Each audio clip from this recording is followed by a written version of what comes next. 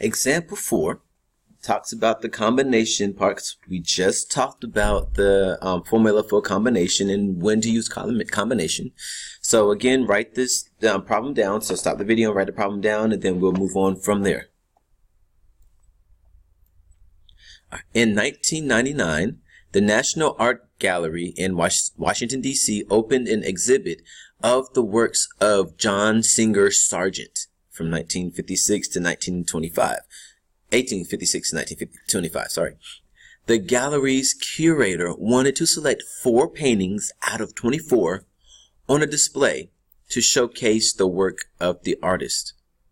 How many groups of 4 paintings can be chosen? Right, so with this, between combination and permutation, we said that combination order does not matter, permutation order does. So the way you arrange things matters. So when we look at this problem here, if we read through it, we can see, okay, well, the national art, blah, blah, blah, blah, blah, blah, art, blah, blah, blah, blah, blah. This, like this first line here, or first sentence, it doesn't really even matter. So I'm going to go ahead and I'm going to put a line through it, just because it doesn't matter. If you want to keep it on your paper, you can, but I'm going to mark a line through it because this is all extra information that we don't need. And it's all randomly selected, everything. So all of this is not important right now. Now, the part that is important is the gallery's curator wanted to select, and let me highlight this part, wanted to select 4 paintings out of 20 on the display to showcase the work of the artist. Now, with this, if they want 4 paintings out of 20, doesn't matter what order you put those 4 paintings in. No, it doesn't really matter because all they want is just 4 paintings out of the 20. So here, order does not matter. Order does not matter. So let's go and take a look at this problem. Let's go and work it out.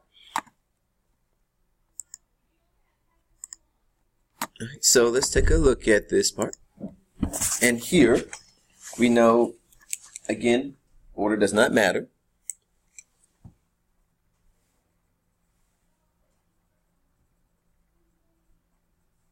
Means this combination.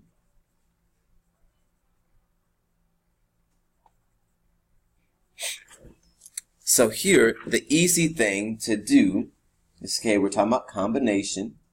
We're talking about 2 numbers. We're talking about 20, and we're talking about 4. Or 4 and 20. Either way you put it, it's there. And we said again, when it came to our combination, N and R there, N was always the biggest number, and then R is the smallest number of the 2.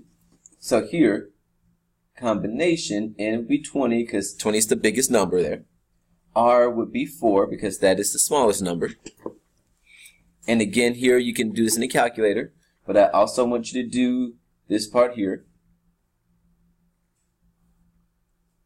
I want you to show this part here, so that we know that you know what formula to use.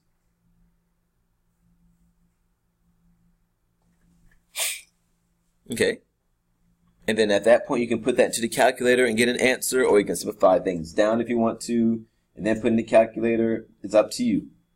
But make sure at least you show me this step right here so I can know that you know what you're doing.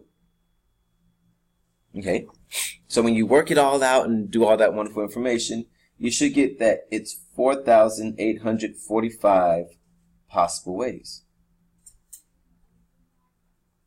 So when it comes to this part here, we write a sentence out, because remember we have to have a sentence for this. Let's see. We can say there are 4,845 possible ways for the, I believe it's the curator,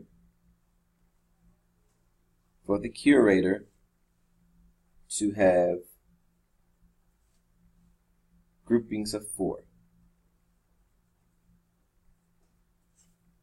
paintings.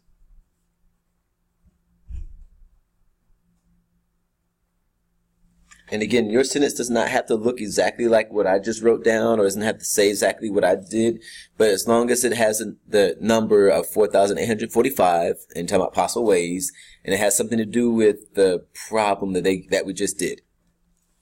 And that's it. That's combination.